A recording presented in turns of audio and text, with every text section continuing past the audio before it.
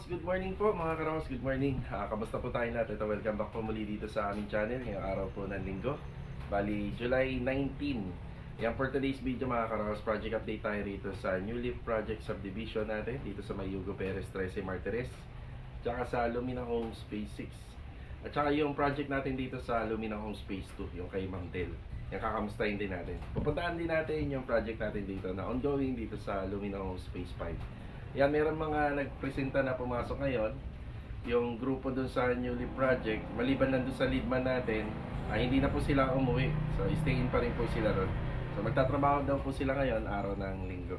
Tapos, yung sa fabrication po ng ating gate para dito sa Phase 2 project, at saka yung project natin sa Phase 6. Yan, yung mga stay in doon, gusto nila magtrabaho. Mga karaw, samahan niyo po muli kami ngayong araw na to. Enjoy watching po. Let's go! Tara. Yung mga isda natin. Saka si Kulit. Kulit! Si Kulit.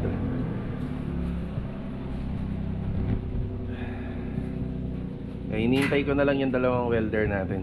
Ihahatid nila yung kolong-kolong, yung materyales para dun sa phase 2. Ito nga pala yung lagay ng weather natin ngayong araw ng linggo. Tapos na-miss ko tong si e-bike. Yan, dahil linggo naman ngayon at ganito yung weather, mag-electric bike lang po tayo para sa mga update doon sa project natin. Bali mga Karaos, ang una natin pupuntahan ngayong araw ng linggo, umaga, dito sa Lumina Homes Phase 6 project. Yan, ganda naman ng weather natin, maulap, hindi masyado mainit sa balat. Bibili lang ako ng pako rito sa hardware.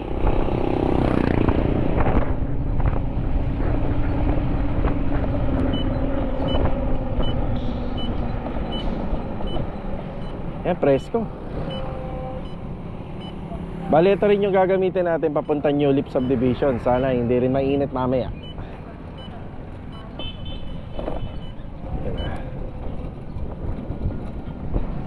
Bibili lang tayo ng common nail at saka 2 at saka 3. Yung common nail, may kasama palang concrete nail.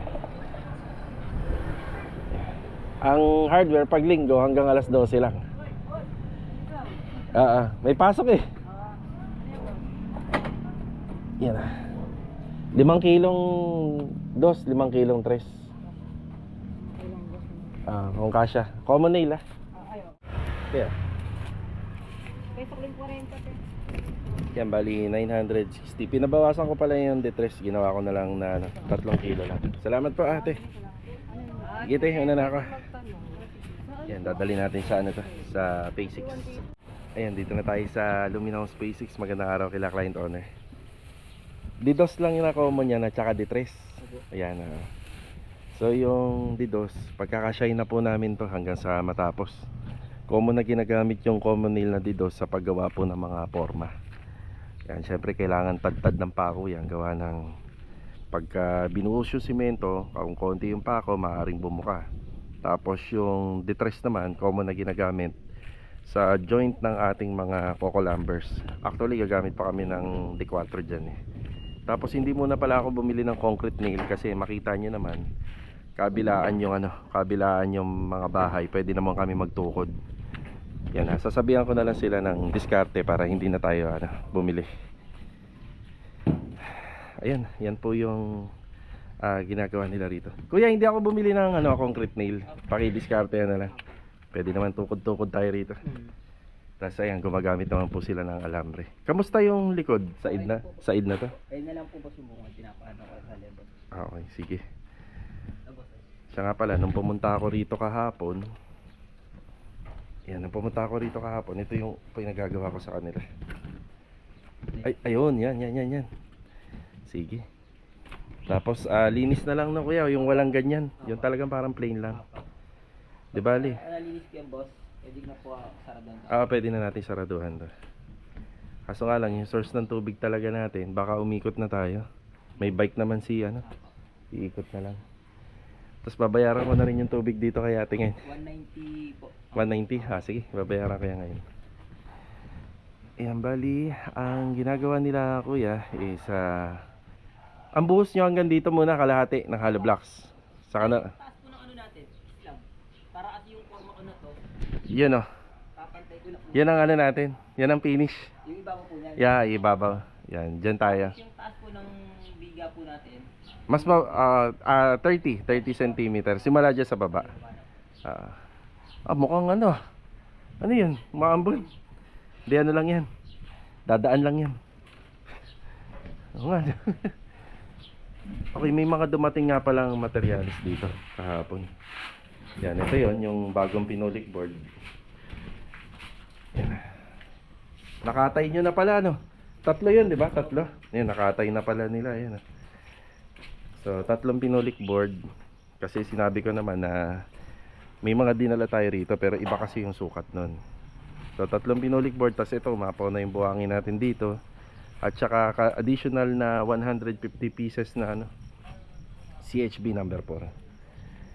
Yan, pagka ganitong mga extension ng slab, medyo nangangailangan din talaga ng ano yan, maraming hollow blocks. Gawa ng yung baon pa natin sa baba, maabot tayo ng dalawang baon. Pagkabiga, 2 baon. Tapos yung ganitong extension naman, since dikit-dikit yung mga bahay, hindi na po tayo maglalagay ng ano rito, plinth beam, kasi sa plano masyadong mababaw na po yung ground area. So wala na siyang plinth beam, ground beam, tapos concrete flooring na, tapos yung pinakasinturon natin o yung tinatawag na tie beam. Yan, lagi nyo na lang po ano, nanonood kayo rito sa vlog, maambon. Parang katawan ng tao ang paggawa rin ng ano, ng bahay, di ba? So yung kung walang beam, malalaglag yung pantalon, 'di ba? So maambon, bakit kaya?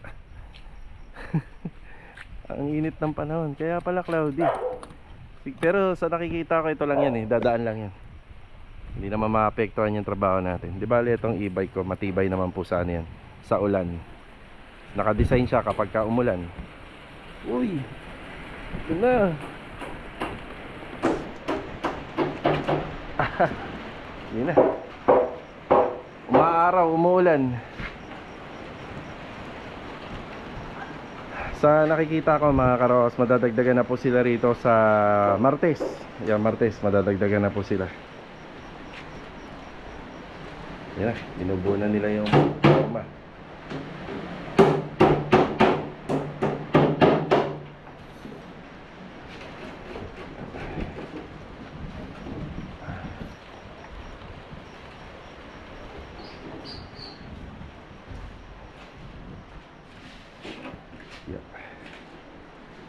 Sa taas.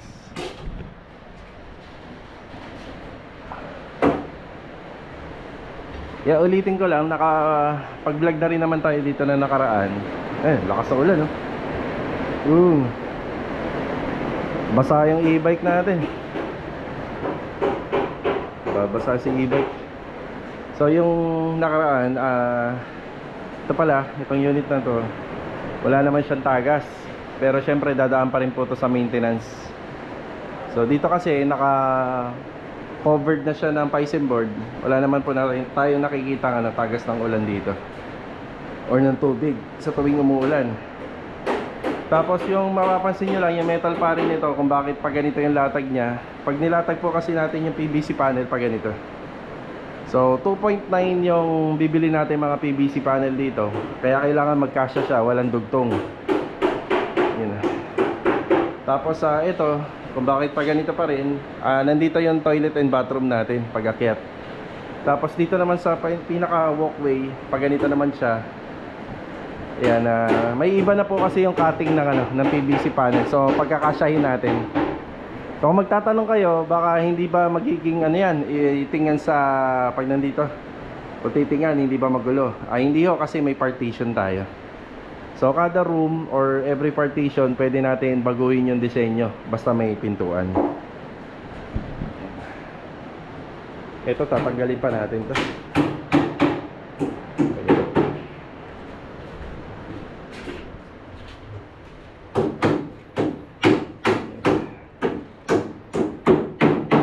Nambasa lang, no? Binasalan tayo. Basa yung e-bike. Electric bike pa naman yun.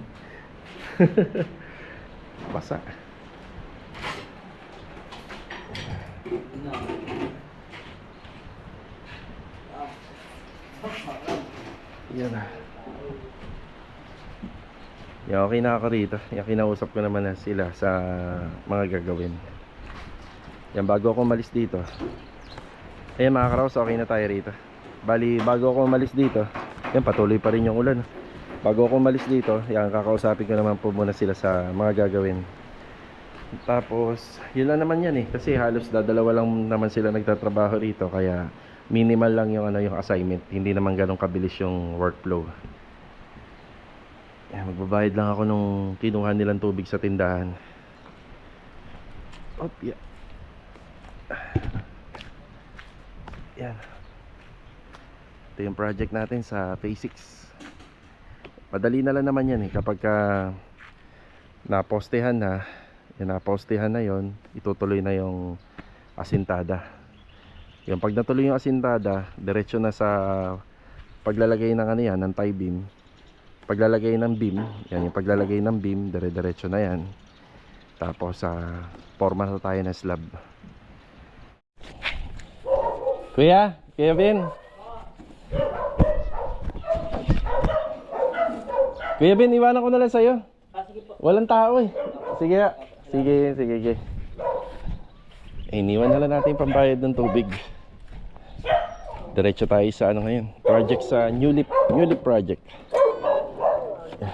Tara.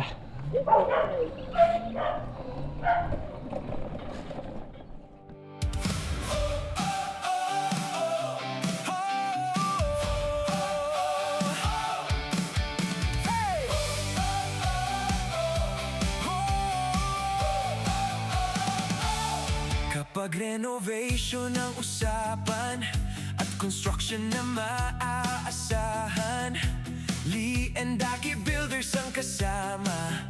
Kalidad ang gawa sa bawat proyekto talaga. Mula bahay hanggang row house, maayos ang plano sa bawat araw. Matibay ang pundasyon, pulidong detalye, serbisyong panalo hanggang turnover day. Mabait sa client, maayos kausap, kasama ang workers, iisang pangarap.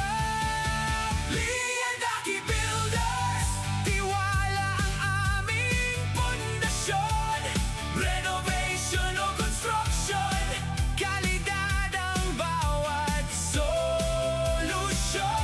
Kasama si Lee and Aki TV Vlog, hatid ang tunay na inspirasyon. At ang drone naming si Jet Li. Ayan, dito na tayo.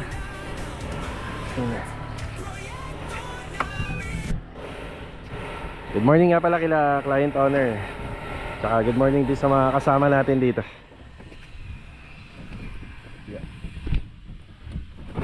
Yan. So wala naman masyadong bago kasi maaga tayo pumunta rito. Nagahan lang natin. So yung mga gagawin naman nila, more on plastering ang palitada.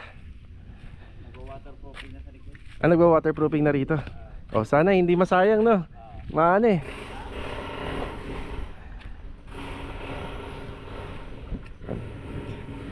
Yan.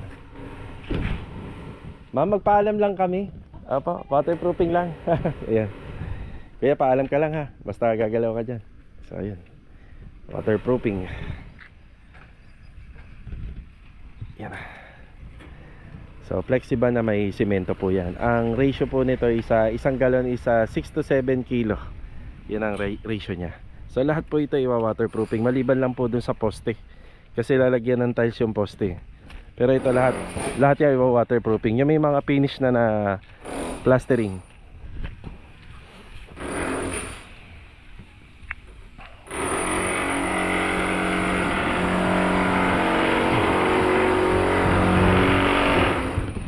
Tatanggal na pala yung bintana. Gege, tuloy mo lang yan. Tuloy nyo lang.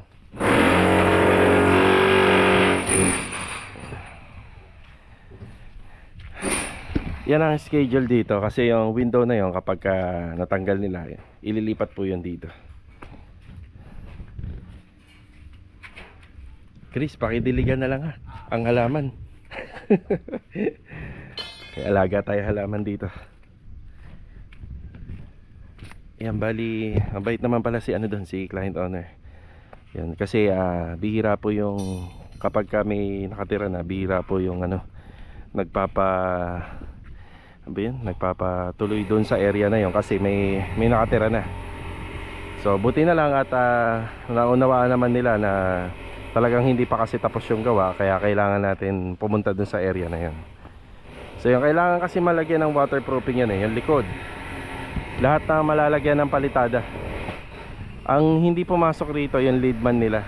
Kung nakapasok yung leadman nila, ito malalagyan na rin ng plastering to. So yung buong wall na yung likod, lalagyan na rin natin ng waterproofing yan. Tapos itong sa loob naman, kailangan malason, concrete neutralizer. Ang wina-waterproofing lang itong bahagi sa labas.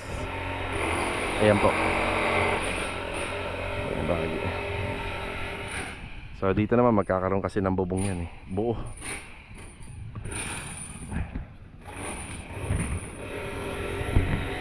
Sa mga gagawin dito bukas, sama na rin natin. Bali bukas po ay papasok dito yung tatlong welder natin.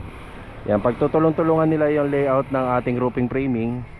Yan, simula po rito sa interior ng bahay, yan, sa existing unit, hanggang mapapunta po rito sa may pinaka front extension.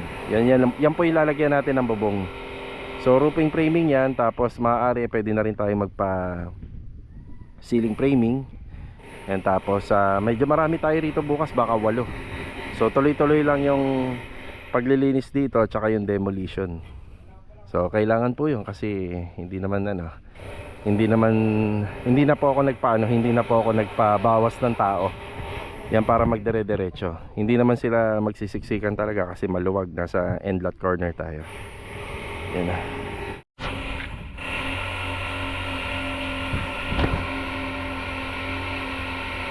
Kaya pabili akong grasa. Yung pwede sa shipping gun po Yung pwede sa shipping gun. Yan. Ito ba yun? Hindi ba yun yung puti? Mas maganda to. Ay, ito, Marpak, tama to.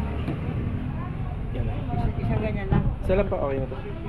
Yan, nag-aalala ako dun sa shipping gun natin sa may Newly project. Gawa ng antibay ng pader dun, baka masira. Yan, baka pala papamaintenance natin ng grasa. Salamat po. Bali mga karos, bumalik ako. Nag-aalala ako dun sa shipping gun Yung mga bahay dito, yung pagkakagawa ng bahay rito, napakatibay. Antitibay ng pader. Yan, mabilis po uminit yung shipping gun. Kaya dinilhan ko na po ng grasa. So yung grasa, naalala ko, Marpak, ginamit ko na po ito noon sa mga naging project namin. Sa may mga nagdi-DIY at naghahanap kayo na mas magandang grasa para sa shipping gun, ito yun. Yan na.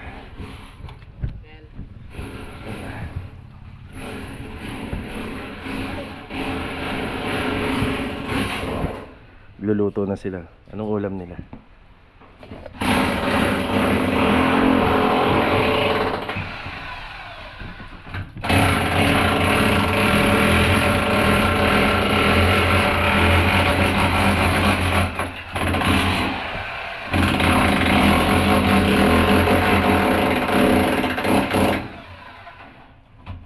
Grabe ang tibay na.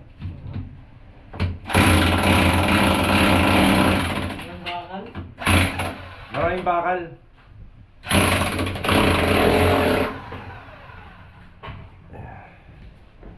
Kahit ito hindi po kinaya to ng hindi po kinaya ng to buong araw. Yan paunti-unti kasi umiinit.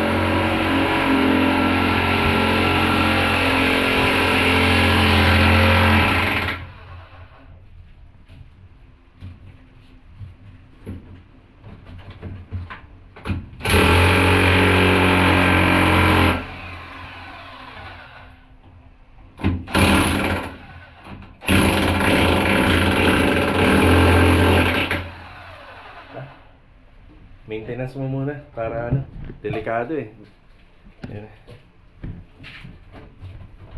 Sige, isang balat pa, pipicturean ko. Yan.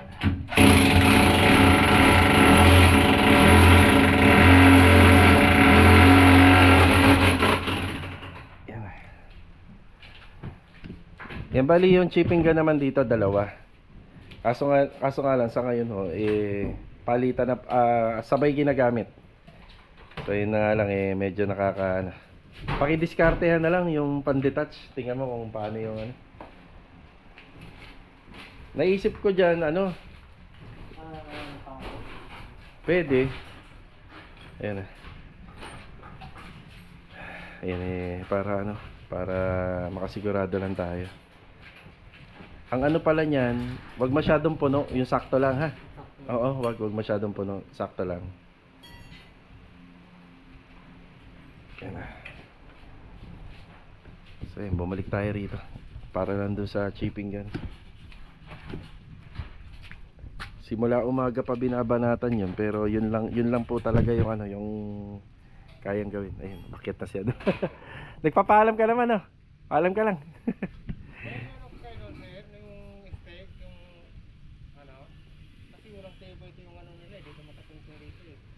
Ay tawag dito, plywood.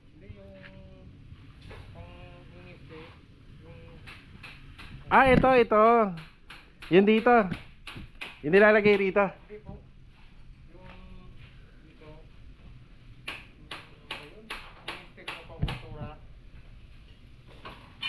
Yung ganitong bakal, tapos igaganon.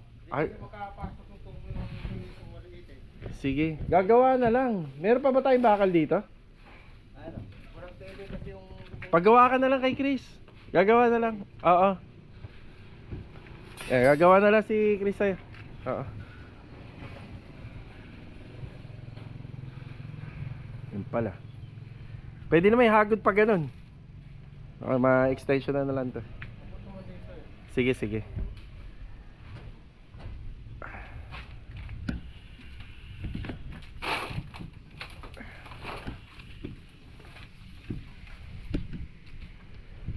Ito yung poste.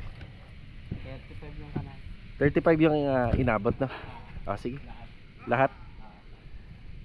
Yan po yung lapad ng bawat poste. Bali, talagang walang matitira sa isang piraso, hindi na magagamit, So sa 30 by 60 na tiles, 35. Hindi naman kayang kunin ng 30 cm. Pag 30 cm kasi makakatipid tayo. Pero okay lang. Binili ko na po talaga yung bilang niyan para dun sa poste. Kamusta yung waterproofing rito? Ayun. So ito na yung nalagyan Hindi daw pwedeng tuntungan yung bubong. Wala, hindi daw masyadong hindi daw siya masyadong matibay. Kaya ang gagawin ni Bernard gagawa siya ng paraan para makapagtrabaho ng maayos.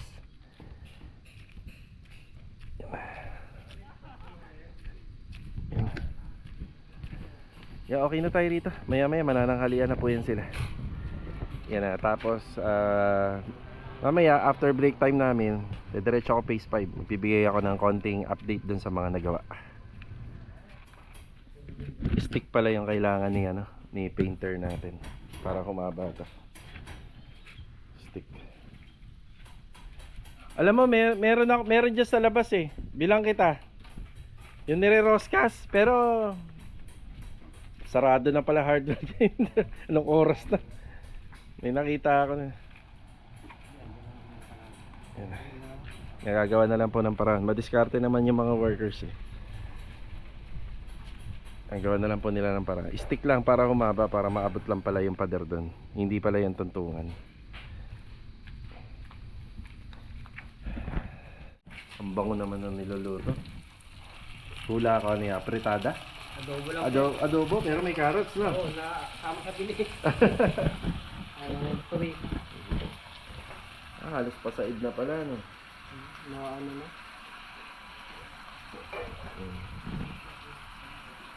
Yan ang maintenance niyan para hindi masira. Siguro dami mo na rin yung isa. Oo, para palitan mo na. Pag uminit yan, yun ang gamitin mo din. Siya pala master cook yun Sarap naman ang ulam. Buti pa kayo naka-adobo ngayong araw. Mahal lang nga ngayon lahat mga pagkain ngayon. Diyan lang namin binili. Sigahan. Ayun na. 300 isang buo. Isang buo, 300. Okay, bali, ano na po tayo? Exit na rin tayo. Bali, bukas may pasok po uli sila rito. Tutuloy nila yung trabaho.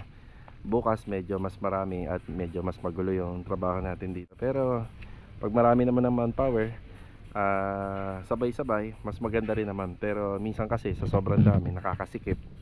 Imbis na bumilis, medyo bumabagal. Pero sa kaso dito, pagkataas na natin mananghalian, nagpunta ako rito sa project natin sa Phase 5. So ito yung update sa mga nagawa rito. Medyo makalat pa, no?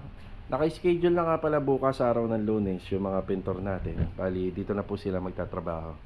Tapos meron po may iwan na isang trabahador natin doon sa Garden Premier Project para sa mga general cleaning and paint retouching. Ito yung pinto, pinapalitan po nila. So ginamit namin dito isa ball bearing hinges. Ang ball bearing hinges na tatluhan pa rin.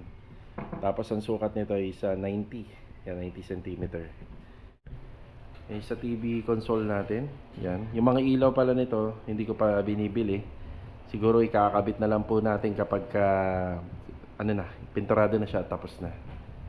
Tapos ito na yung sa bar counter natin. Dito naman po sa bar counter, ayan, bali, uunahin lang po muna yung mga installation ng tiles kapag natapos. Saka po natin to ikakabit. So, hiwalay po siya. Modular type kapag bar counter. Hindi siya isang gawaan lang. Tapos, pinaayos ko na lang po yung linya rito ng ating kitchen sink para po dun sa drain line niya at sa water line. Tapos, dito, mag-uumpisa na po sa installation ng tiles.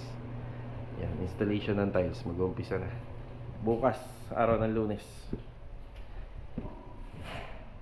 Yung sa taas naman ng update dito, ganun pa rin naman po. Pero bukas, araw ng Lunes, ipapaumpisa na po natin yung installation ng tiles dito. Yan, nag-uulan naman na at wala naman po naging problema regarding po sa leak problem ng slab. Tsaka yung bubong natin dito, yan na 100% na maayos na siya. Yan, paumpisahan na po natin to. Ang update natin dito sa time frame, bali pinaka-deadline nito sa October. Pero kung tuloy-tuloy na po to, hindi na siguro tayo aabot ng October dito. Yan, halos pink works na lang naman po eh. Yan, pero syempre, ano lang po yun, hindi nangangahulugan na matatapos natin to ng mabilisan. Kung ang deadline October, baka bago mag-October matapos natin. Tapos punch list na, tsaka retouching paint. Yan na, ano na po tayo. Yan na, saka natin siya mataturn over. So nga pala, ang naging kaso po nito, yan naging kaso niyan, punong-puno po ng dahon tong downspout. Ang ginawa ko, pinaputol ko na lang po. Yan para malinis. Ito, pinaputol natin. Yan, simula dyan hanggang sa pababa, punong-puno siya ng dahon. Kaya pala, umaapaw na yung tubig dito, naka-overflow na siya. Ito muna yung update. Yan na, di tayo rito kapag na-umpisahan na uli. Halos yung setup naman ng halos yung setup naman po ng bahay na gagawa na natin. Ang kailangan na lang po makapag-install tayo ng tiles dito, tsaka tiles sa TNB, at tsaka yan dito. Halos sa kompleto na. Alright, tara. Okay, kain na, tanghalian. Tayo sa bahay.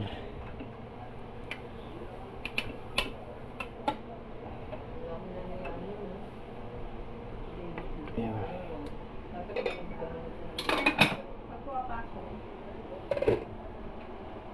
Nagmamantik ang chicken curry.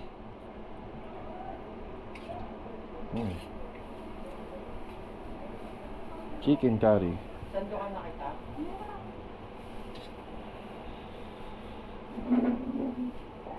Hindi talaga ngayon. Hindi ba talaga init? Kain na po. Doon ako. Kain tayo, kain. Ba, kain na. Koki. Yeah, kain tayo.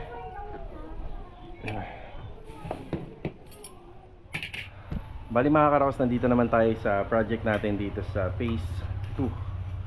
So ito yung binabalik-balikan po natin. Yan, bali yung kliyente natin dito, mga 2 taon pa yata or 1.5 years bago po tuluyan tumira rito. Kaya hindi naman po siya nagmamadali. So ito po, may gate na tayo rito. Ito yung design niya. So ang update dito, ayan, naka floor tiles na. Ito naman yung ginamit natin na tiles dito is 30 by 30 yan, matte tiles. Yan, bali, ito yung update dito sa project natin sa Lumina Home Space 2, isang row house.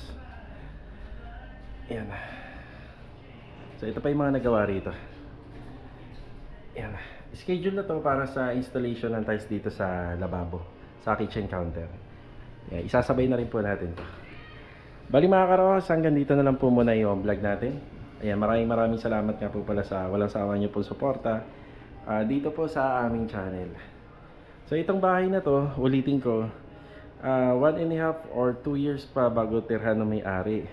Yun nga lang kasi yung pinakuha po kasi nilang building permit at saka yung construction ban nila may expiration, kaya agad kong sinimulan. Pero sa finishing naman po, hindi pa naman po talaga totally pinapatapos ni client owner. Bali may budget po itong bahay na to, may budget to hanggang sa matapos. Yan, pero kung tatapusin po agad namin to ng mabilis, tapos hindi naman po agad titirhan, so maagang maluluma yung bahay. Pero ang gusto mangyari ng may-ari rito, pinagkakatiwala niya sa amin yung maintenance ng bahay. Ayan. Lagi ko pong pinupuntahan yung bahay na to sa tuwing umuulan ng malakas. Kasi nirenovate po namin ng buo yung bubong nito. Simula dyan sa harapan hanggang dito. So ang ganda naman po ng kinalabasan kasi wala naman pong problema sa mga tulo tong bahay. Okay mga karos, hanggang dito na lang po muna. See you on my next vlog. God bless po sa ating lahat. Ito, paalam po muna. Tara!